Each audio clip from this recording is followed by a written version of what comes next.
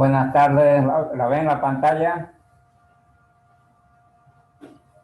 Buenas tardes, ingeniero, sí se ve. Ya, vamos a seguir con el tema de ayer, con las características de algunas sociedades anónimas, ¿no?, que más se dan en este país.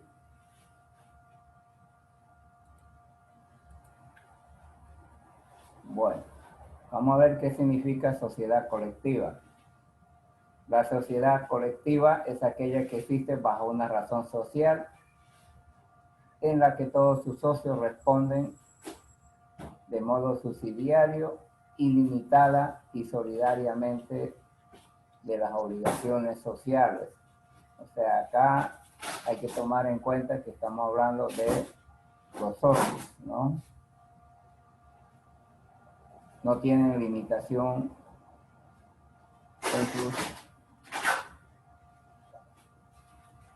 en sus decisiones y son solidarios en cuanto al carácter social. El artículo 173 del Código de Comercio regula que esta clase de sociedades, cuyas características de la sociedad colectiva, que todos los socios responden de las obligaciones sociales en forma solidaria e ilimitada. Todos los socios participan en plano de igualdad. Entonces, es más o menos, aunque no es lo mismo, parecido a los socios cooperativistas, pero no es lo mismo. Denominación. Según el artículo 174 del Código de Comercio, el nombre o razón social debe contener la palabra sociedad colectiva o su abreviatura, que generalmente se forma con el nombre patronímico o completo o simple apellido de uno o varios socios seguidos de compañía, o CIA, hermanos e hijos. El ejemplo, por ejemplo, Comercial Petronila, Lacato y compañía, o Comercial Campero Peña y CIA. CIA es compañía, es abreviado compañía. Propiedad de 6 personas en la que todos los socios responden de modo subsidiario, ilimitada y solidariamente de las obligaciones sociales. Van a ver algunas empresas en nuestro medio que terminan en compañía, o a veces dice hermanos tales, ¿no? Se ven en algunas empresas. La sociedad tiene autonomía patrimonial, responde de sus deudas con su propio patrimonio, aunque los socios también responden de las deudas sociales subsidiarias, limitadas y solidariamente.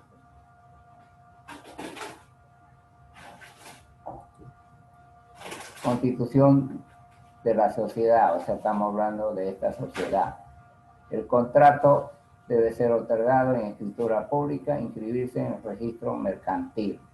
La escritura deberá representar nombre y apellido y domicilio de los socios, la razón social, el nombre, apellido y domicilio de los socios a quienes se encomiende la gestión de la sociedad y el uso de la firma social. El capital que cada socio aporte en dinero efectivo, créditos o efectos, la duración de la sociedad, cantidades que en su caso se asignen a cada socio gestor anualmente para sus gastos particulares.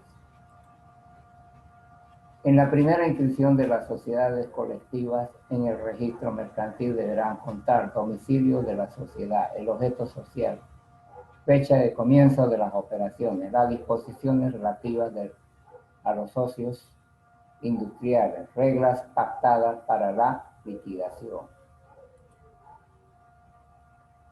Bueno, la anterior sociedad y compañía a veces en algunos casos son empresas familiares, por eso dice hermanos e hijos, ¿no? Se dan este tipo de empresas normalmente. Por ejemplo, van a haber compañías de seguros, digamos, ¿no? Algunas pueden tener este tipo de sociedad. Se van a escuchar mucho en los seguros, ¿no? Una sociedad en comandita simple es regulada por el artículo 184 del Código de Comercio, que existe bajo la razón social y está constituida por uno o más socios comanditarios que responden con el capital que se obligan al pago de sus aportaciones, y uno o más socios gestores o colectivos que responden por las obligaciones sociales, formas subsidiaria limitada, hagan o no aporte al capital social. Los socios gestores son los responsables de la administración de la empresa, incluyendo todos sus activos personales y comerciales. Es gerenciada por un socio gestor con responsabilidad ilimitada, respaldado por otros socios comanditarios cuya responsabilidad está limitada a la cantidad de capital que hayan aportado como inversión en la sociedad. Socio gestor significa aquellos que están en la administración, y socios comanditarios son los socios, ¿no?, de este tipo de empresa.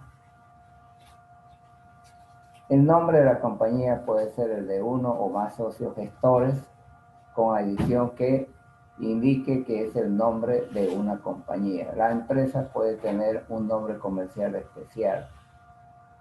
No se debe mencionar el nombre de ningún socio comanditario en el nombre de la organización. Tiene relevancia, tiene relativamente pocas formalidades operativas, costo administrativo de rango bajo a medio, y reglas claras para el aumento de capital. No tienen accionistas. Cada socio comanditario tiene un porcentaje de interés establecido en los ingresos de la entidad. Los socios comanditarios no reciben dividendos, pero tienen derecho a una parte de los ingresos. El socio gestor es responsable por los activos y pasivos totales de la sociedad. Bueno, seguimos con este tipo de sociedad. Hay esta definición de una sociedad en comandita simple. La sociedad compuesta por uno o más socios responde de manera subsidiaria, limitada y solidariamente de las obligaciones sociales de uno o más socios comanditarios que únicamente están obligados al pago de sus aportaciones. Nombre se le debe asignar a una sociedad en comandita simple. El nombre, la razón social de esta sociedad estará formada por apellido de uno o más socios agregando sociedad en comandita simple o S o CS. CS es comandita simple.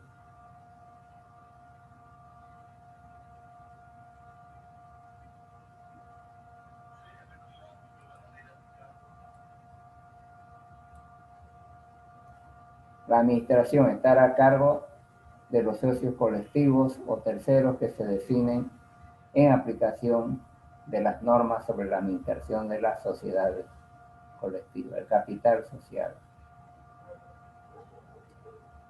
El capital está constituido por el aporte de dinero, de bienes o de ambos socios comanditarios y colectivos de manera simultánea. Los socios gestores o colectivos deberán entregar una copia completa del estado financiero en plazo de 30 días a la fecha de elaboración a los socios comandatarios. Normalmente hay en este tipo de sociedad está el comandita simple y el comandita por acciones, ¿no? Cuando se habla de por acciones, por ejemplo, están los clubes, ¿no? Blooming, por ejemplo, el club Blooming, ¿no? Maneja por acciones, ¿no? Los equipos de fútbol, ¿no? Esos son comunitarios, ¿no? Tienen sus aportaciones y normalmente a veces se definen por acciones. Cada acción puede tener un valor de 1.000, 2.000 bolivianos o dólares. Bueno, las anteriores no son muy comunes en las que ustedes van a trabajar, pero sí estas son más importantes porque es probable que trabajen en este tipo de empresa y estas están más dirigidas a lo que es un sector industrial o de negocios. Sociedad de responsabilidad limitada. En cuanto al nombre de esta sociedad, esta puede tener una denominación o una razón social. Esto según lo explicado en la guía de trámite para inscribir una sociedad de responsabilidad limitada en el registro de comercio de Bolivia de Punta Empresa. Misma que señala que si la sociedad elige una denominación, la misma estará compuesta por un nombre de fantasía que haga referencia a la actividad de la empresa. Por otro lado, si la sociedad se decide por una razón social, su nombre estará compuesta por el apellido de los socios exclusivamente, no pudiendo incluir el apellido de terceros que no sean socios. Esto es debido a que esta situación ocasionaría que estas personas cuyos apellidos componen el nombre de la sociedad respondan de manera ilimitada. Es decir, los socios, ¿no?, en este tipo tienen una responsabilidad limitada. Un socio de afuera sería ilimitado porque no limitan. Vamos a ver qué es más adelante, qué es lo que limita en esta sociedad. Se puede definir a la sociedad de responsabilidad limitada en Bolivia como aquella que se encuentra organizada bajo una razón social con capital fundacional dividido en cuotas. Esto es lo importante, lo que caracteriza a la sociedad.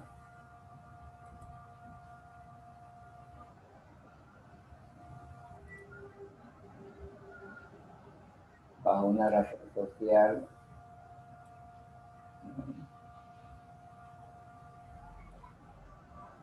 dividido en cuotas. Fundacional, esto viene desde la fundación de la empresa, ¿no? El capital está dividido en cuotas, las mismas que no son representables por títulos negociables. Es decir, que normalmente este tipo de sociedad, estas cuotas que pertenecen a cada socio, no se pueden, es decir, negociar fuera con personas que no son de la sociedad, sino que primero se tiene que negociar con los socios para vender su participación. Una vez que no haya nadie de los socios que quiera comprar esta participación, recién va hacia afuera. En este tipo de sociedades solo se admiten, aquí está la limitante, hasta 25 socios que están obligados al pago de sus aportaciones sin que las partes sociales puedan ser representadas por títulos negociables a la orden y al portador, siendo solo cedible en los casos y con los requisitos legalmente preestablecidos. En la sociedad de responsabilidad limitada, los socios responden hasta el monto de sus aportes. O sea, si ellos tienen el 25% de aporte de todo el capital, responden hasta ahí, ¿no? El 25%. Eso es sobre todo cuando hay votación, ¿no?, para tomar una decisión. Es importante resaltar que el nombre de la empresa se debe agregar la abreviatura Sociedad de Responsabilidad Limitada, o sea, SRL.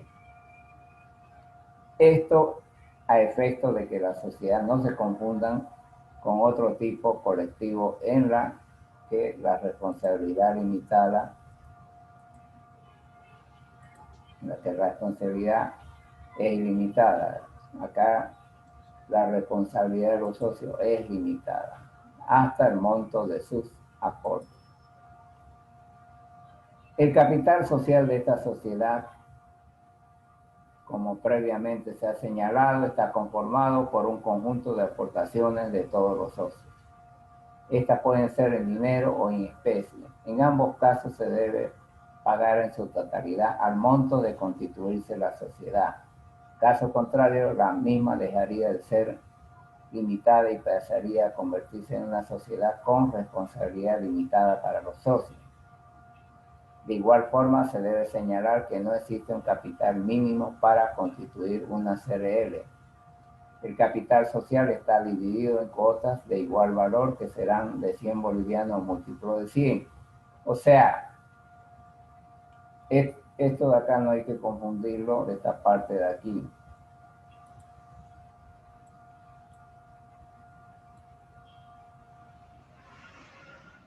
En una sociedad SRL, no, hay lo que se llama el patrimonio o el capital social. Todas las empresas tienen un capital social, que es el aporte de los socios, ¿no?, que han hecho para formar la empresa.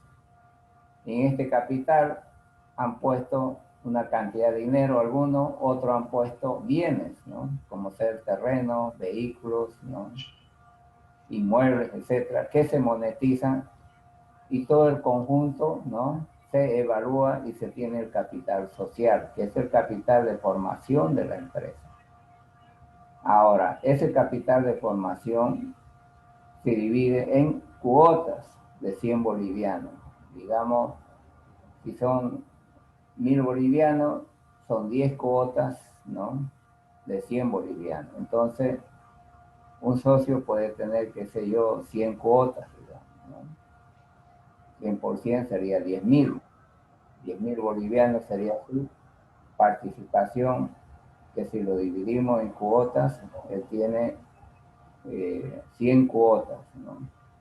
Eso quiere decir. No quiere decir que va a tener una cuota, va a tener un número de cuotas donde cada cuota vale 100 bolivianos. Entonces un socio puede tener 100, otro puede tener 50, otro puede tener 200 cuotas, y así, sumado esto y multiplicado por el valor de la cuota, va a dar un monto que es el capital de formación de la empresa, ¿no? Ese capital no se cambia a lo largo del funcionamiento de la empresa, porque es el capital con que arranca la empresa. Solamente va a tener un cambio cuando hay aumento de capital o disminución, que es otro tratamiento.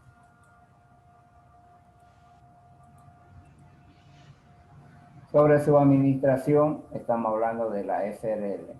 La misma será ejercida por los socios, por los mismos socios o por terceras personas designadas por los socios para ejercer esta función. En ambos casos se denominan administradores o gerentes. O sea, esta empresa SRL puede ser administrada por algunos socios, ¿no?, igual que cualquier estructura empresarial, pero también pueden hacerse una estructura para contratar, ¿no?, profesionales de afuera.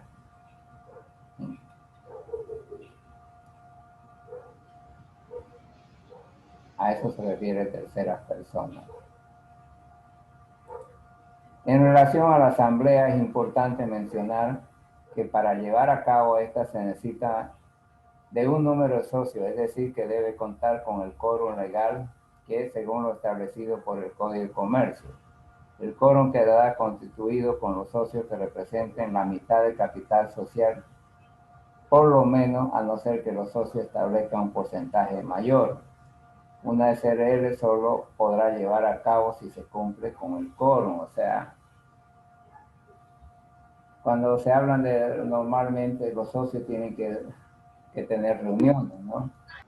Reuniones sobre sobre la marcha de la empresa, es decir, si se necesita hacer inversiones, si se necesita contratar a algunos tipos de gerentes, si se necesita comprar algunos inmuebles, etcétera. Entonces, normalmente se hacen asambleas de los socios, no estamos hablando de los trabajadores, de los socios, de los dueños de este tipo de empresa, el cual acá, ¿no?, normalmente el quórum, para que sea válida la asamblea y la decisión sea válida, tiene que haber el 50%, ¿no?,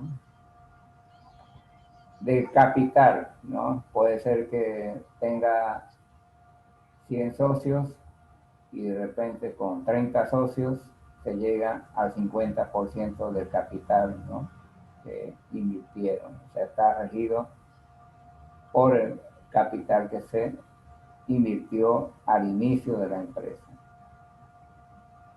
Si no hay este quórum, bueno, se tendrá que postergar para otro día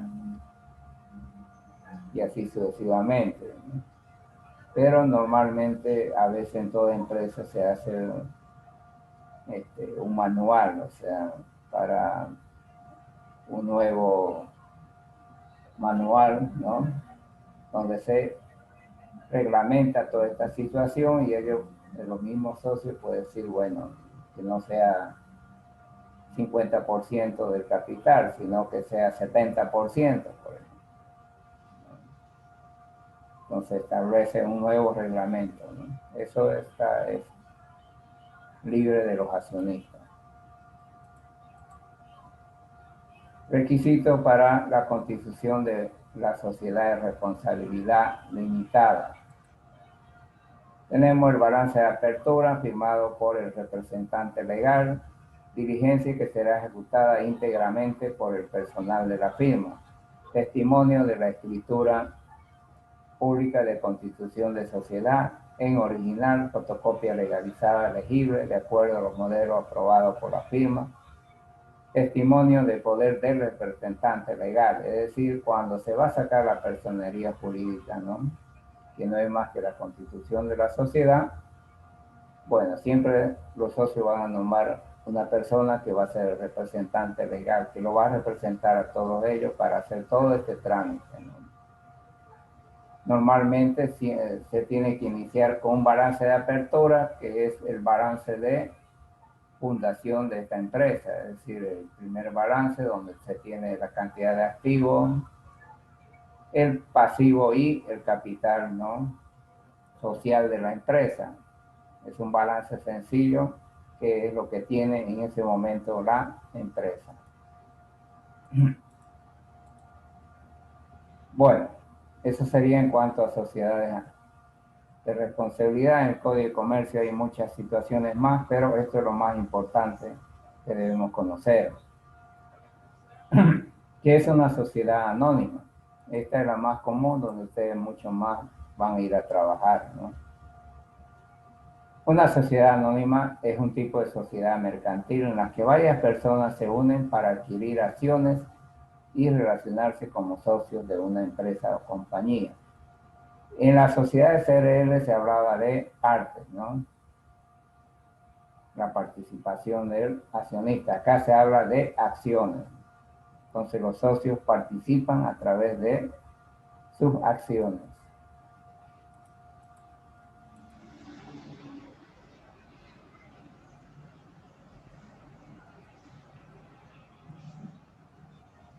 Bueno, ¿qué significa esto? En una sociedad anónima se tiene, ¿no?, un contrato firmado por dos o más personas para trabajar en conjunto con su dinero, ¿no?, bienes y empresas para dividirse las ganancias. O sea, en esta sociedad se han juntado personas que tienen dinero, igual que la anterior. Otras pueden aportar terrenos, vehículos, ¿no?, en fin. Y todo eso se monetiza y forma el capital social. Las sociedades anónimas son características del capitalismo, por ser sociedades comerciales. El capital se divide en acciones para cada uno de los socios. O sea, cada socio puede tener un número de acciones, ¿no?, en la que cada acción significa un monto de dinero. Aunque quienes integran la sociedad anónima no tienen la obligación de invertir dinero o bienes a largo plazo, son parte de la fuente de financiamiento durante el inicio del proyecto. De acuerdo al capital de la empresa, se generan beneficios y se distribuyen las responsabilidades entre los integrantes de dicha sociedad anónima.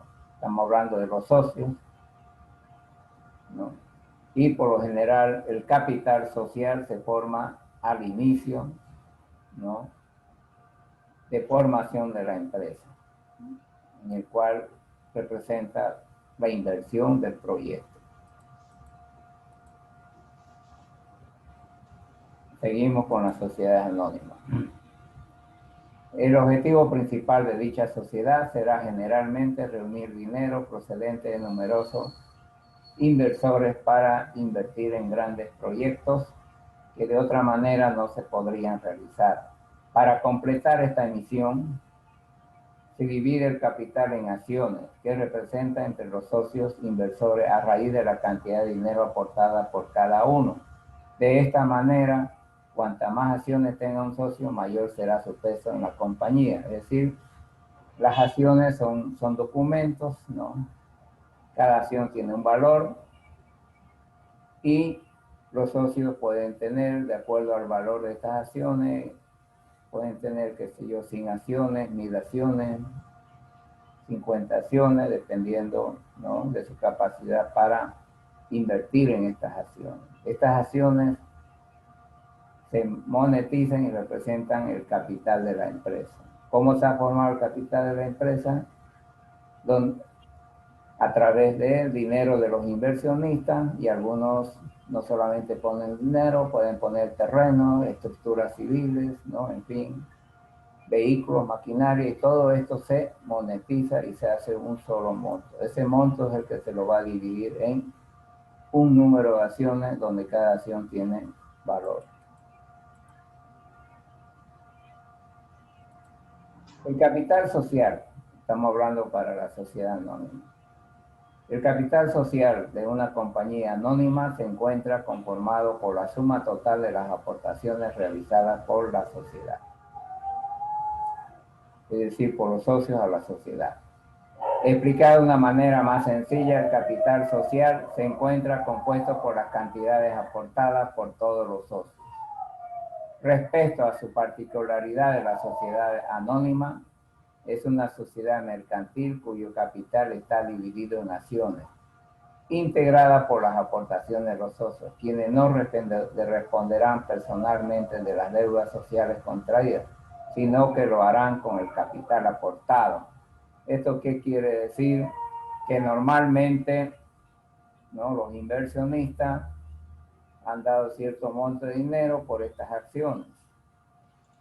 Las deudas contraídas por la empresa será a través, ¿no?, del mismo movimiento de la empresa, ¿no? Ellos solamente administran. A eso se refiere.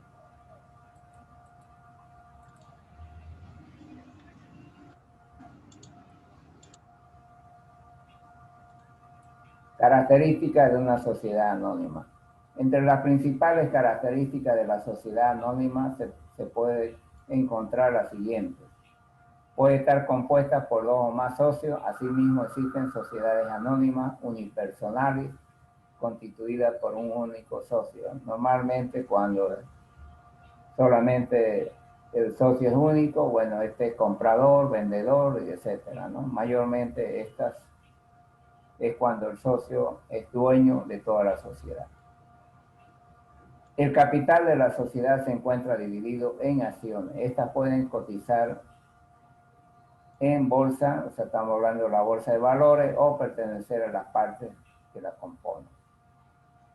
Se constituye con el aporte de los recursos materiales, capitales monetarios o en metálicos simples que sean valorables. O sea, lo que más antes hemos hablado, esta parte de aquí. Esto se refiere a que el aporte de los socios puede ser diverso. Unos pusieron dinero, otros pusieron terreno, otros pusieron edificios, otros pusieron vehículos, etc. Y todo esto se monetiza, se pone el valor correspondiente a ese momento, se lo suma todo esto y tenemos el capital social de formación de la empresa. Según su financiamiento, estas pueden ser abiertas o cerradas.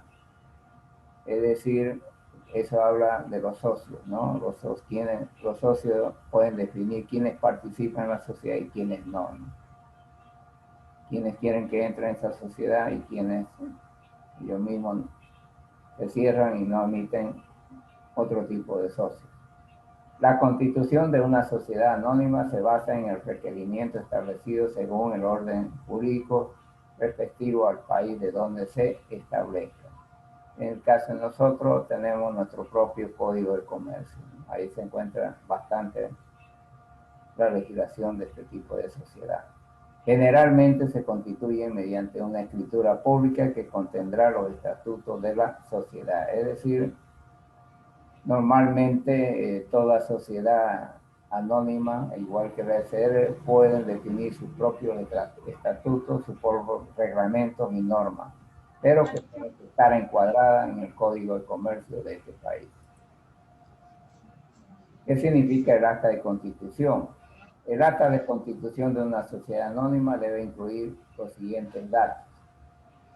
Normalmente hablamos de un acta de constitución cuando se reúnen diferentes personas y a través de un notario público, un abogado, realizan una asamblea para formar la sociedad en el cual cada uno se pone de acuerdo cuánto es el monto de dinero que se va a poner, en fin, ¿no?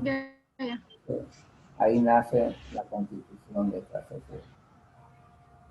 Entonces, sí debe contener este acta, nombre y apellido de los integrantes y denominación de razón social si son personas jurídicas. Estamos hablando de razón social ya de la empresa que se va a formar. Cuantía de los gastos de constitución, cuánto va a costar tener la personería jurídica. Estatutos que regirán el funcionamiento de la sociedad. Se define el tipo de estatutos, ¿no?, que va a normar el funcionamiento de la sociedad, no es de la empresa, es de los socios. Nombre, apellido, fecha de nacimiento, nacionalidad y domicilio de las personas responsables de la administración y representación social. Esto se refiere a los socios. Capital social, así como la forma y plazo máximo que deben satisfacer los dividendos pasivos. Es decir, cuando hablamos de capital social, es el monto total de dinero que se debe, ¿no?, armar acá a través de los socios y cómo se van a pagar estos. Pero para allá. Este capital, ¿no? Tener en cuenta las futuras ganancias que son los dividendos. Número de acciones, o sea, acá en el plazo mínimo que dan de satisfacer los dividendos. Pues aquí también mayormente se tiene que entender, ¿no?, por un lado, cómo serán las ganancias, pero por otro lado es los pasivos que tienen los socios hacia la empresa que se está formando. Número de acciones, valor nominal, clase, serie, importe desembolsado si están representadas por títulos o anotaciones en cuenta. Normalmente el número de acciones va de acuerdo a su valor, está definiendo el capital social, ¿no? Y muchas veces estas se registran, pero al final tienen que salir los títulos, ¿no?, para cada accionista. Estructura del órgano de administración. Generalmente debe haber un presidente o administración superior. Normalmente en este acta, por lo general en la sociedad se nombra un presidente y el resto son directores, ¿no?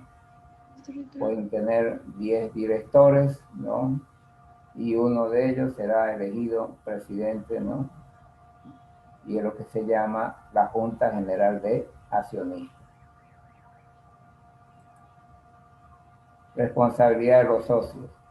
La responsabilidad de los socios asumida por cada uno de los socios será proporcional al capital aportado. Esto se refiere al número de acciones con respecto al total de acciones en el cual se formó la empresa. Si la empresa tuvo 1000 acciones, ¿no?, cada socio tendrá, el uno tendrá 30, otro 50, el otro 100, ¿no? Y de acuerdo a ello, la representatividad del socio será por el número de acciones, que representan una cantidad de dinero, ¿no?, dentro del capital social.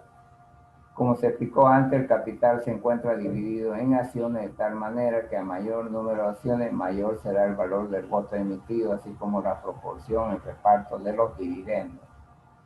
O sea, igual que en la SRL, acá En la SRL eran por cuota, acá será por acciones, ¿no? La persona que tenga mayor cantidad de acciones, ¿no? Es la que va a definir en muchos casos, ¿no? Y cuando hay ganancia, bueno, recibirá mayor dividendo. Otros aspectos legales de orden económico en el proyecto que se tienen que considerar.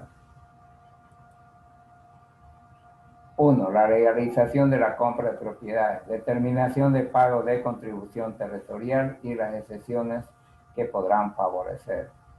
Determinación de pagos notariales, de transferencia, inscripciones que afecten la adquisición del terreno elegido en caso de compra. Determinación de honorarios de los profesionales que efectúen el estudio. Naturalmente estamos hablando acá mayormente del terreno, ¿no? El terreno tiene que seguir para la compra del terreno una serie de pasos legales. Trámite para adquirir propiedad en Bolivia, acá está más claro. Para adquirir una propiedad en Bolivia se realizan 4 trámites. La minuta de compra y venta, que se refiere, ¿no?, al escrito que hace el abogado entre el vendedor y el comprador. El segundo paso, ¿no? Esta propiedad debe estar libre de impuestos. O sea, se debe comprar con los impuestos pagados al día. La protocolización de la minuta, eso lo hace después que el abogado hace la minuta, los impuestos se ponen al día, entonces se va a un notario de fe pública, quien redacta la minuta con reconocimiento de firma, ¿no?, de esta compraventa. Y luego, con toda esta documentación, ¿no?, aparte que se tiene que hacer los derechos de transferencia, etcétera, termina el proceso en el registro de esta propiedad en derechos reales. Ahí recién, a través de esta compra, se determina el nuevo propietario. Pero antes de dar comienzo a estos trámites, es recomendable lo siguiente. Primero, comprobar la verdadera identidad del vendedor mediante la muestra de su documento de identidad o fotocopia, es decir, el carnet, ¿no? Tiene que corroborar que el que está vendiendo le pertenece a él, ¿no?, el inmueble. Comprobar que el vendedor es el verdadero dueño del inmueble, lo que puede realizarse cotejando una serie de documentos, testimonio de propiedad del inmueble, folio real actualizado, plano de catastro del inmueble, comprobante de los abonos de impuestos de los últimos años. Mayormente cuando se va a comprar algo, ¿no?, lo que hace el abogado es revisar que todos los documentos sean reales, ¿no?, y que se está cumpliendo con la normativa. Si el vendedor estuviese casado, deberá aportar la autorización de su pareja para la realización de compra-venta. Esto normalmente siempre se hace, ¿no?, de que el esposo y la señora tienen que firmar a ambos, porque en primer lugar, cuando solamente lo hace uno, viene un divorcio y normalmente puede haber un problema para el que compró, ¿no? Compró le compró a uno, pero debería comprarle a los dos, ¿no? A veces aparecen estos problemas cuando hay divorcio en un hogar y empieza la repartija de los bienes. Por eso es que tienen que firmar ambos. Comprobar que la propiedad está registrada en la Oficina Pública de Derechos Reales. Esta oficina puede facilitar un informe sobre el estado de la propiedad en que se recogerán los nombres antiguos y actuales propietarios, así como el caso de la existencia de deudas sobre la misma. Cuando hablamos de derechos reales, bueno, hay que ver si la propiedad está hipotecada o no, ¿no? Muchas veces está hipotecada, es decir, hay una deuda grabada sobre esta propiedad, ¿no? Entonces, el comprador de esto si compra algo, ¿no? Que está hipotecado, el día de mañana puede tener problemas, ¿no? Muchas veces hay gente que compra algo y lo pierde. ¿Por qué? Porque no cotejó en derechos reales, ¿no? En qué situación estaba el inmueble, ¿no? Muchas veces está hipotecado, otras veces está en anticrético y bueno, cuando está en anticrético han habido problemas que el comprador no supo y tuvo que pagar, devolver el anticrético o perder la propiedad. Una vez realizadas todas las comprobaciones, puede dar paso a comprar la propiedad siguiendo los 4 trámites ya señalados y que se explican a continuación. La minuta, o sea, se está profundizando los 4 términos que hablamos anterior. Para realizar este trámite es precisa la intervención del abogado. Este redactará una minuta que habrán de firmar comprador, vendedor y abogado, en la que se indica que el vendedor transfiere al comprador la propiedad del bien inmueble por un determinado importe. Para ello debe aportarse al abogado la siguiente documentación en original y fotocopia: testimonio de la propiedad del vendedor, que es toda la documentación; folio real, plano catastral de ubicación de la propiedad, formulario de pago de los impuestos de los últimos 5 años, es decir, debe estar al día; documento de identidad del comprador y vendedor; pago de impuesto a la transferencia de propiedad, es decir, como es una compraventa, hay que pagar el impuesto a la transferencia, ¿no? El IT, impuesto a la transferencia, que es el 3% del importe del pagado. Se trata de un impuesto municipal que equivale al 3% del importe pagado en la compraventa. Para poder abonarlo debe presentarse en el propio ayuntamiento, en la alcaldía, en los 10 días hábiles a la fecha de la firma de la minuta de compraventa. La misma documentación original y fotocopia aportada al abogado más la minuta de compraventa. La presentación de la documentación fuera del plazo conlleva una multa del 10% sobre el importe del impuesto. El comprobante de pago de este impuesto habilita para la protocolización de la minuta de compraventa. Es decir,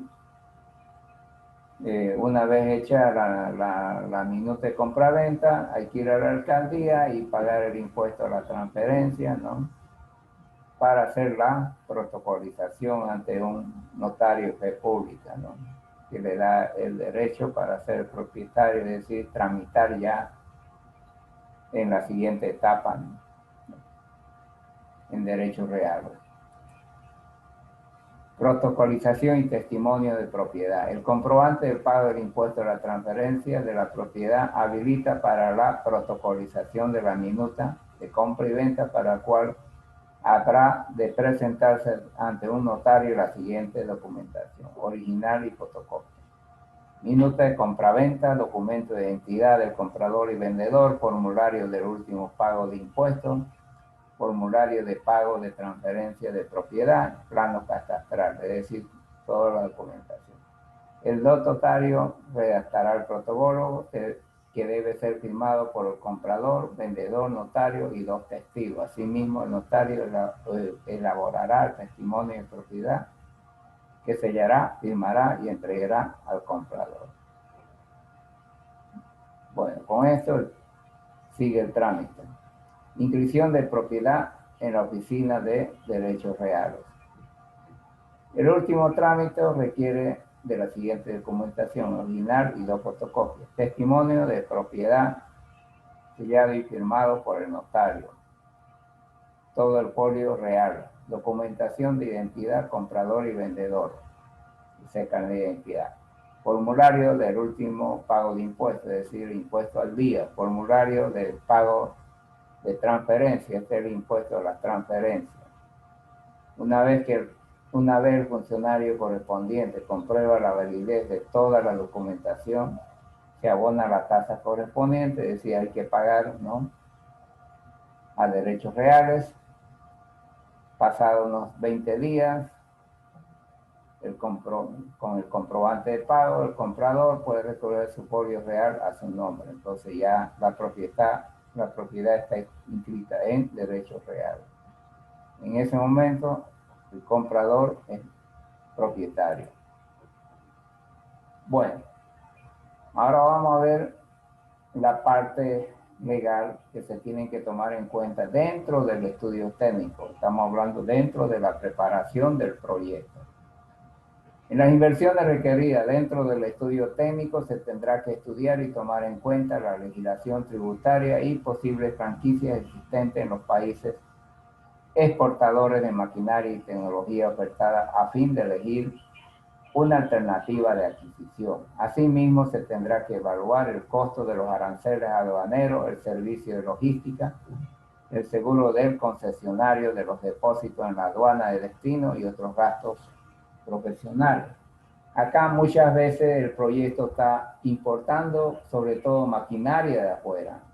Entonces, en esta maquinaria de afuera entramos en una etapa, ¿no?, de actos legales, como ser, ¿no?, que tiene que pagar en aduana el derecho de nacionalización de estos bienes.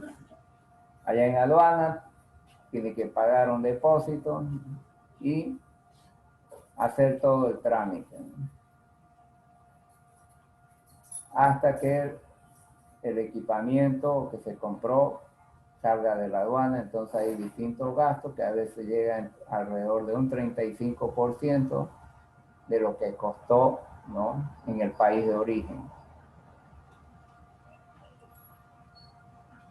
Otro aspecto es el financiamiento del proyecto. El estudio del financiamiento del proyecto se deberá tomar los requisitos para captar préstamos de acuerdo a la legislación bancaria nacional, las normas que regulan las operaciones crediticias y los costos que pueden generar para captar el crédito. Normalmente los inversionistas no tienen todo el dinero para el proyecto. Entonces, se tiene que tener todas las normativas, ¿no?, para sacar un préstamo. Eso es lo que está hablando acá. Uno, la normativa, porque hay un contrato, ¿no?, de la forma para adquirir el préstamo, la forma de amortizar la deuda y los intereses. Entonces, cuando hablamos de los costos que pueden generar captar el crédito, son aquellos costos, ¿no?, que se realizan para obtener el crédito. ¿Por qué? Porque hay que ir al banco, hay que realizar el trámite, a veces hay que contratar abogados para interpretar todas las cláusulas bancarias, ¿no? Y entonces significa gasto. Entonces hay un gasto de dinero para obtener el crédito. El otro costo es el pago de interés, ¿no? Pero en la parte de eso se hace, ese pago de interés será cuando el proyecto está en marcha ya. Vamos a ver los principales impuestos en Bolivia. Estos impuestos se tienen que tomar en cuenta en el proyecto. Impuesto al valor agregado IVA. El IVA es un impuesto de carácter nacional que se aplica a todas las actividades comerciales efectuadas con mercadería y servicios. Este impuesto al valor agregado es incorporado en cada una de las fases de producción o comercialización de un bien o servicio. Se paga cada vez que un agente económico, empresa profesional incorpora valor agregado, valor adicional a algún producto o servicio. Las ventas generan el débito fiscal a favor del fisco y las compras generan crédito fiscal a favor del contribuyente. Así que estamos hablando de todo lo que factura la empresa, ¿no?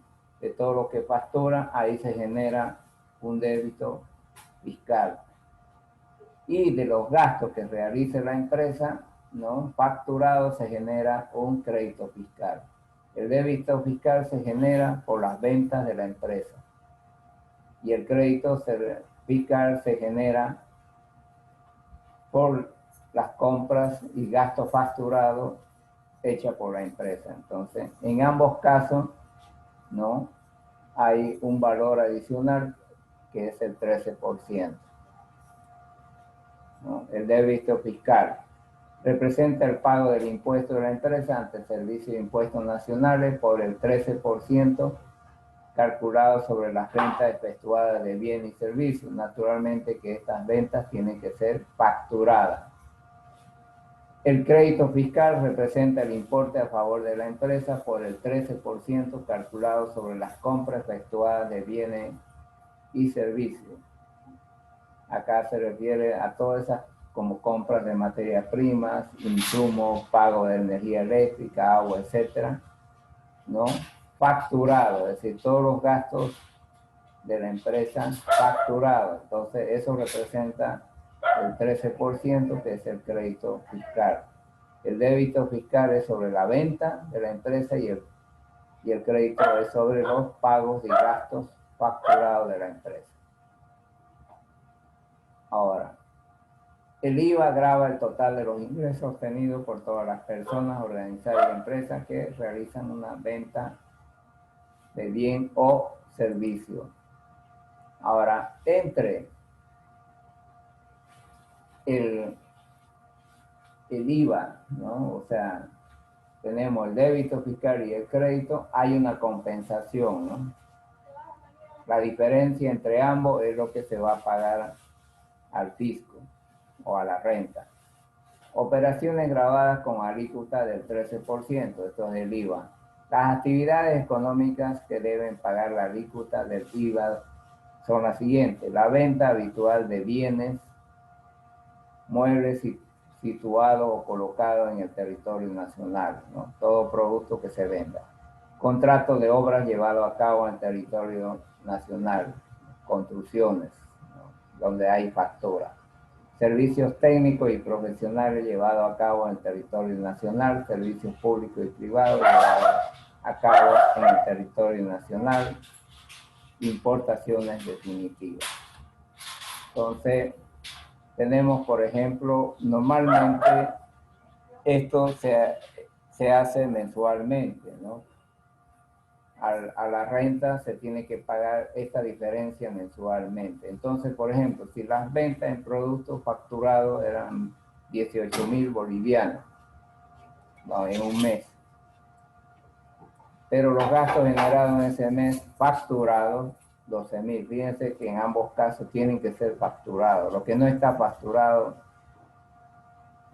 no se nombra acá. La diferencia entre ambos son 6,000. Esto lo multiplicamos por el 13%, que es lo que representa el IVA, le va a dar 780 bolivianos. Por lo tanto, este sería el pago de impuestos en ese mes. Entonces, se tienen que tomar en cuenta las ventas mensuales, gastos y compras mensuales. La diferencia entre ambos le va a dar un valor. Esto lo multiplicamos por 13% y es el impuesto que se tiene que pagar al Estado.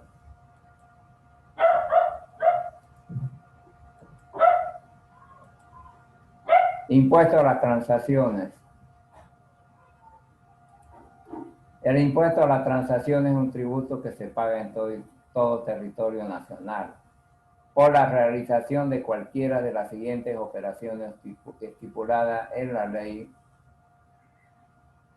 número 843, artículo 72. Entonces aquí tenemos comercio, industria, profesión, oficio, negocio, alquileres de bienes, obras y servicios, o de cualquier otra actividad lucrativa o no, cualquiera sea la naturaleza del sujeto que se la preste. O sea, esto es sobre cualquier transacción.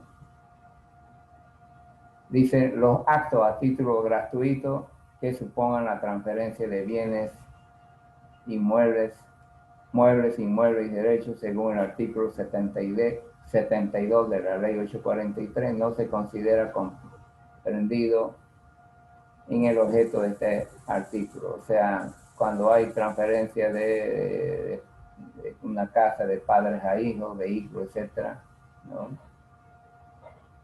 que son a títulos gratuitos, digamos, no se ha hecho una transacción, a eso se refiere. Las herencias, por ejemplo.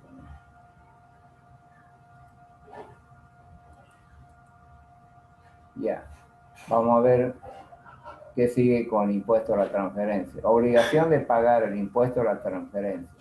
El hecho imponible surge en el momento en que se da alguna de las siguientes circunstancias, y cuando se paga este impuesto. En el momento de la firma de la minuta o documento equivalente, o en la posesión, lo que ocurra primero.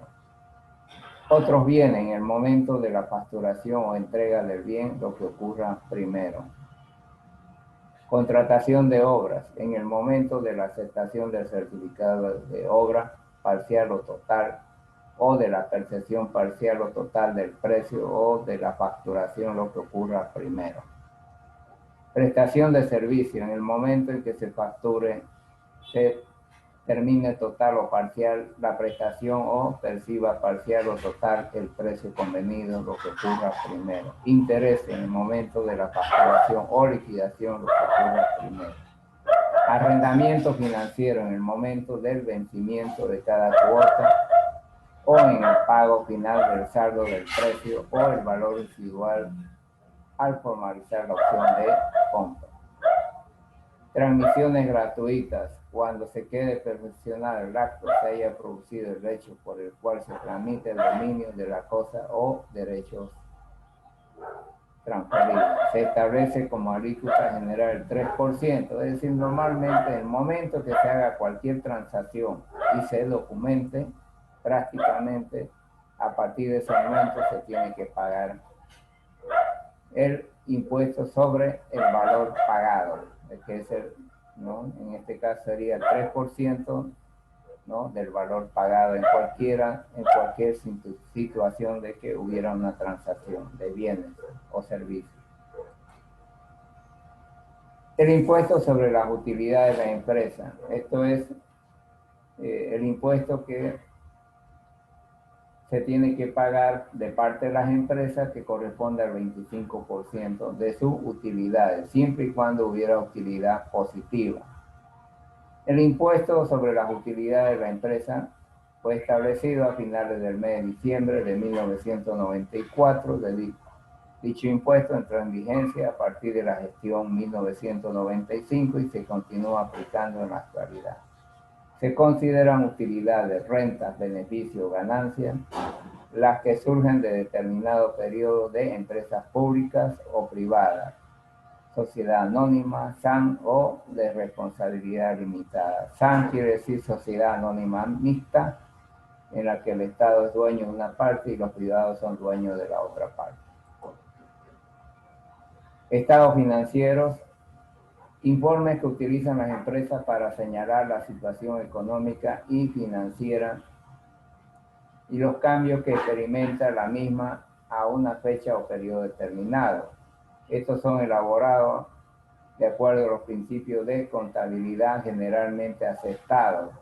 Aquí estamos hablando, los estados financieros es el balance general de la empresa, ¿no? Que tiene varios estados. Tiene el estado patrimonial, ¿no? Tiene el estado de resultados y tiene el ajuste al patrimonio. Entonces, en base a estos balances, ¿no? Se va a reflejar la utilidad y a través de ella se pagará este impuesto. Eso es al terminar cada gestión, o sea, anualmente. A los mismos fines se consideran también utilidades las que se determinen en declaración jurada. Los sujetos que no están obligados a llevar registros contables que les permitan la elaboración de estados financieros en la forma y condiciones que establezca la reglamentación. Son utilidades de fuente booleana aquellas que provienen de bienes situados, colocados, utilizados económicamente en el país. Esto es importante, está dentro de la región. Bueno, seguimos. Todos los sujetos obligados a llevar registros contables están obligados a presentar junto a su declaración jurada correspondiente el impuesto de utilidad de las empresas. Los siguientes estados, ¿no? Estamos hablando del balance general.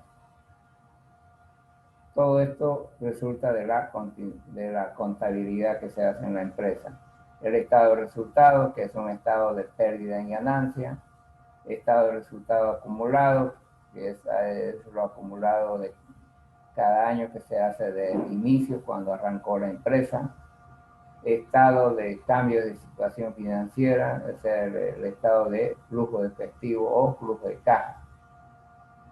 Nota los estados financieros, realización de cualquier acto susceptible de producir utilidades. O sea, normalmente aquí se hace un ajuste a este balance. Todo balance tiene un ajuste porque siempre hay cosas que no tienen el mismo valor que en los libros, porque normalmente en los estados financieros, ¿no? En todos estos estados financieros se hace en función de los libros, pero después se hace un ajuste al patrimonio, porque resulta que el inventario que había, por ejemplo, de insumos, ya una parte se perdió, no hay, y por lo tanto se tiene que hacer ajuste a lo largo de todo el sistema contable, ¿no?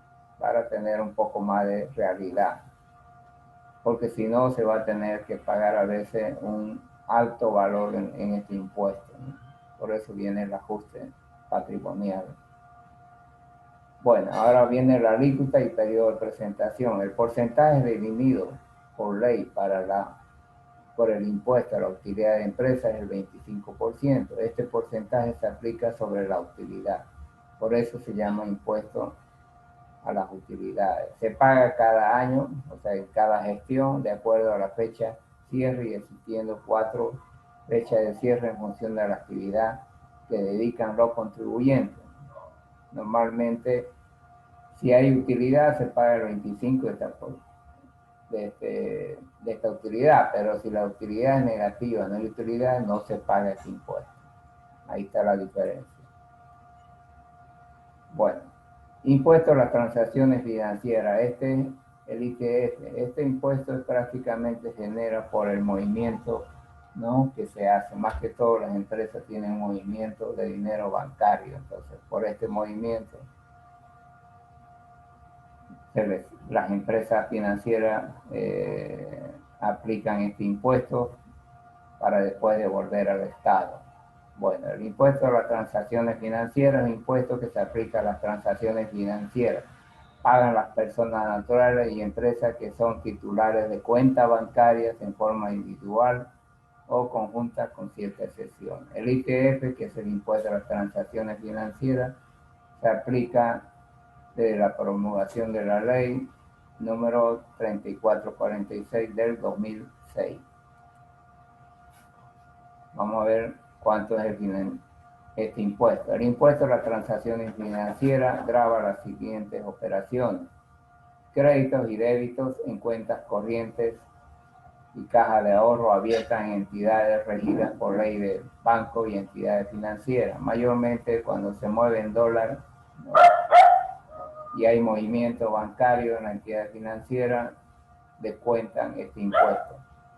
Pago o transferencia de fondos a una entidad regida por ley de banco y entidades financieras.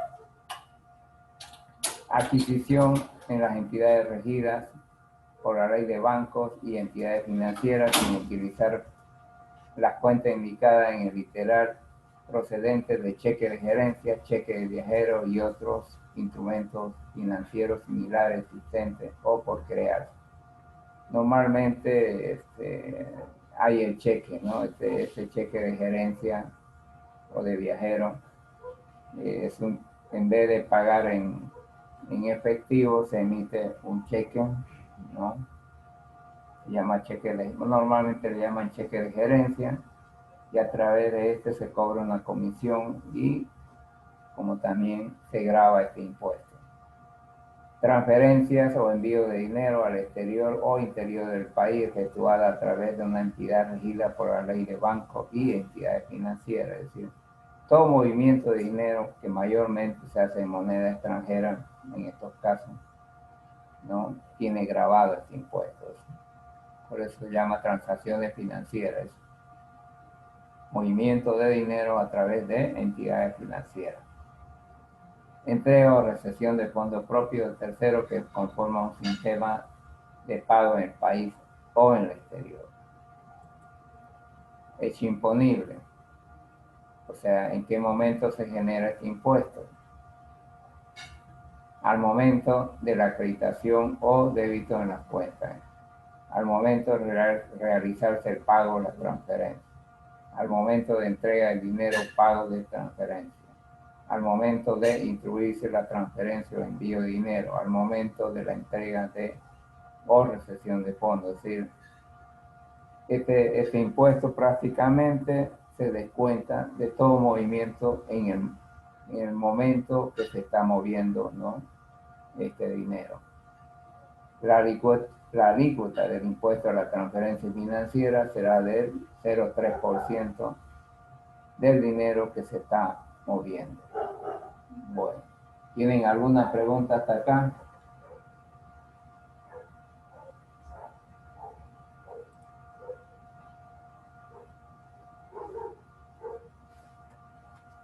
¿Dudas? ¿Alguna pregunta?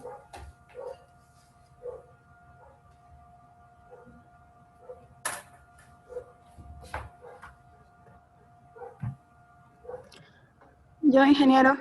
Sí. Entonces, minuta quiere decir que es un documento que contiene el acto de constitución de una sociedad. No, no. ¿O qué es exactamente la minuta? La minuta se llama minuta de transferencia cuando uno compra un bien, por ejemplo, un terreno, una casa. La minuta es el documento que hace el abogado donde el vendedor, ¿no?, asume la venta de un inmueble y el comprador asume pagar un monto, ¿no?, de dinero por este inmueble. Esa es la minuta. Es una minuta de transferencia que hace el abogado. Nada más. Eso se llama minuta. Con este documento se hace todo el trámite hasta tener el registro de propiedad, ¿no?, de ese terreno, de ese inmueble. ¿Se entiende? Sí, ingeniero. Bien.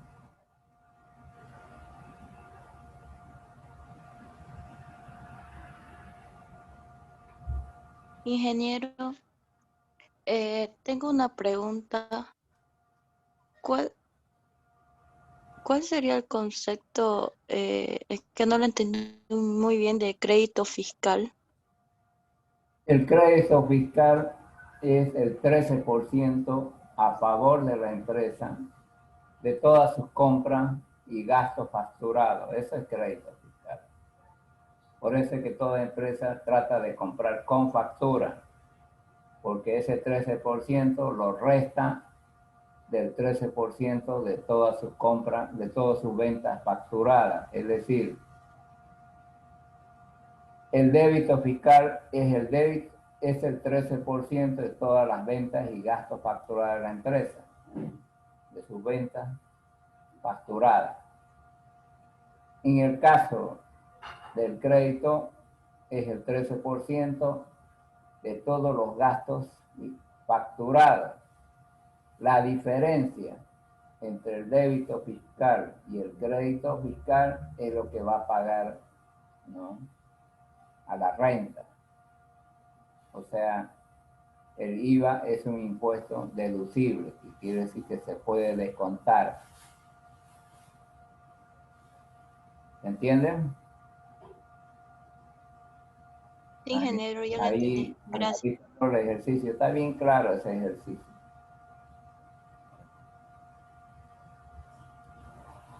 ¿Alguna otra pregunta?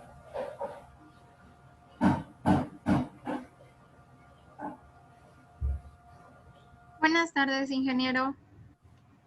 Una preguntita respecto a ¿cuál es la base de la constitución de una sociedad anónima? ¿Cuál de las sociedades?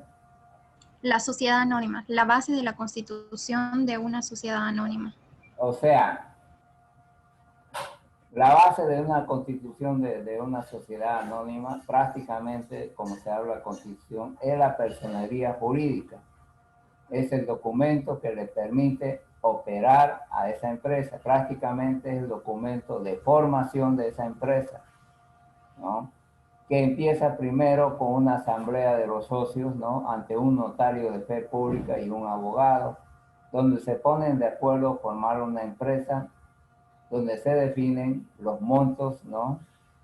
Que se van a invertir en ese proyecto. Después de esa asamblea hay una serie de pasos, ¿no? Que se tienen que hacer hasta tener el registro de comercio.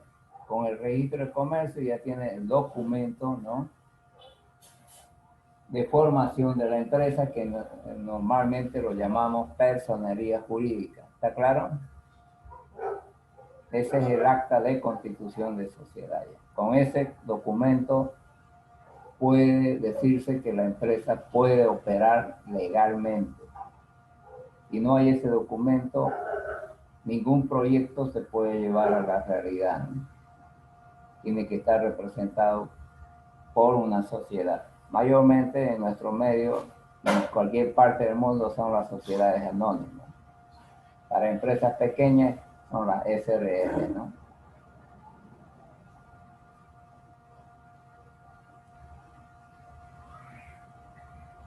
Gracias, ingeniero. ¿Está claro? Sí, gracias.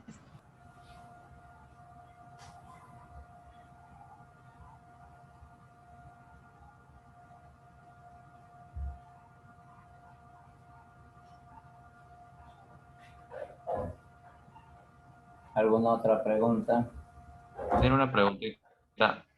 Con respecto al tema de un proyecto, si se está elaborando un proyecto de un producto artesanal y el proyectista se encuentra en un departamento y tiene que ir a otro departamento, el notario tiene que ser de dicho departamento donde se va a plantar donde se va a levantar la industria procesadora o donde está el proyectista. ¿Cómo No. podríamos?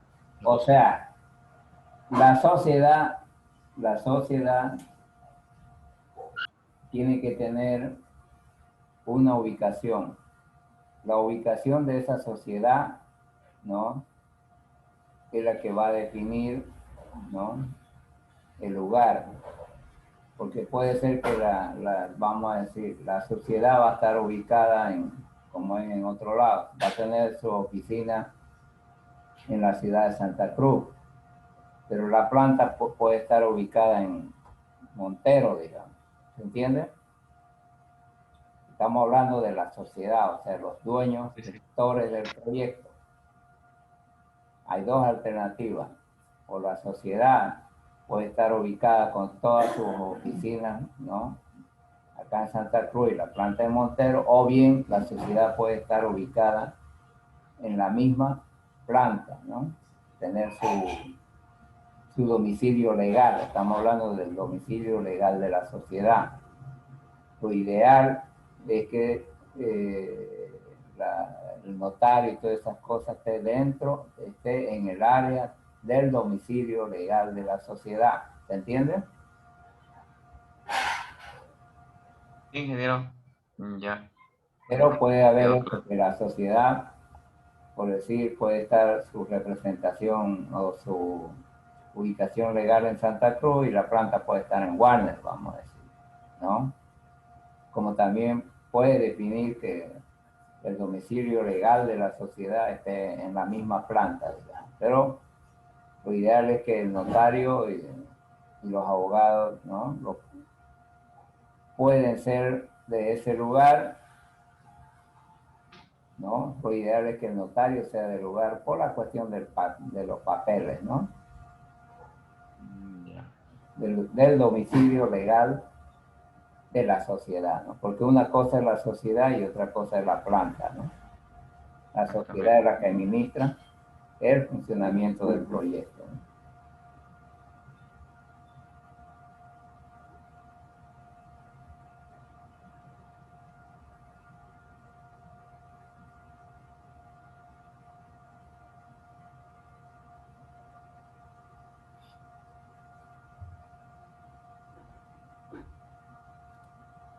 Buenas tardes, ingeniero. Bien.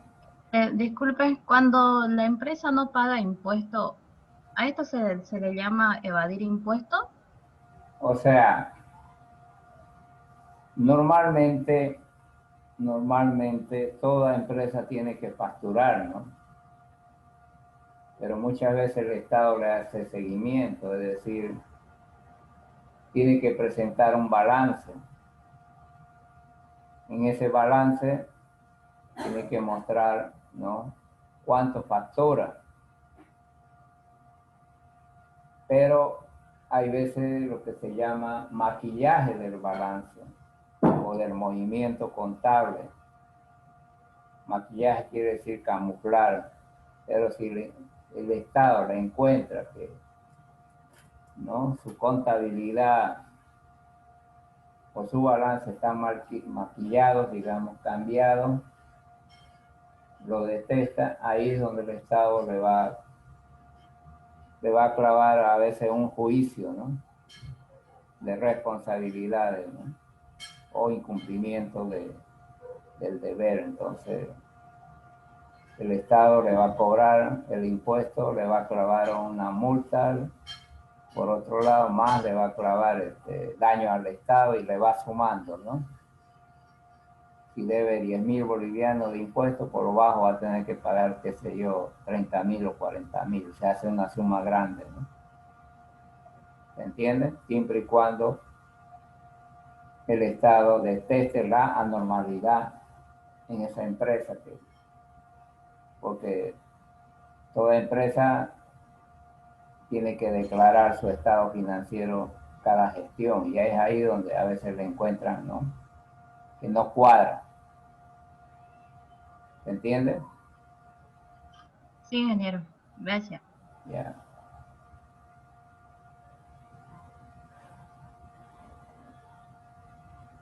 ¿Alguna otra pregunta?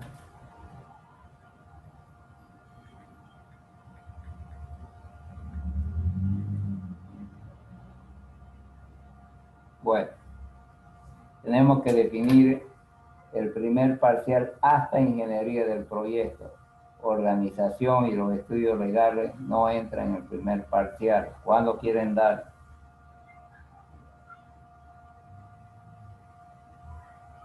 ¿Está bien para el sábado 26?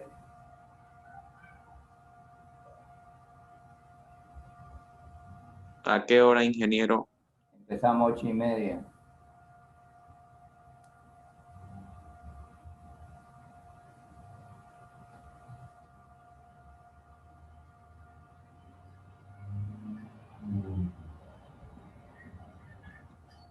¿Qué dicen? Sí, sería bueno ¿Mm? ver qué dicen los demás compañeros. Sí, ingeniero. Pero es obligación de que todos estén presentes en clase, ¿no? Porque los que no están es porque no les interesa mucho.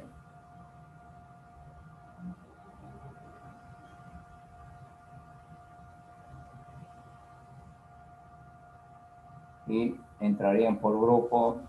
En estos días se les va a pasar ya la nómina de los trabajos y los grupos, ¿no? Ya están hechos. Voy a ver si mañana o pasado ya se los paso. Los trabajos ya están definidos.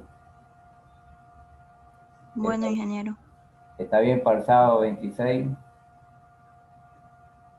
Eh, sí, ingeniero. Ingeniero, los temas que van a entrar es del tema 1 al tema 5, ¿no? Sí. Todo lo Ya, que es la introducción hasta ingeniería del proyecto. Los temas de organización y estos aspectos legales no entran. ya. Ya, entonces sería para sábado. Anótenlo. Sábado 26. Tienen bastante tiempo. Porque no nos falta mucho para terminar ya la parte teórica, ¿no?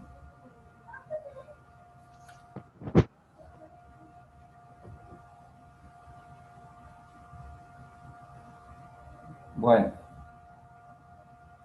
cualquier duda que hubiera a lo largo de las clases, preguntan, no hay problema.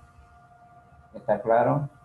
Estudien, si hay dudas, pregunten a lo largo de las clases. Vayan estudiando. Ya, ingeniero, gracias. Hasta Ya, luego. ingeniero. Que les vaya bien. Hasta luego. Gracias, hasta luego. Hasta luego, ingeniero. Que estén bien.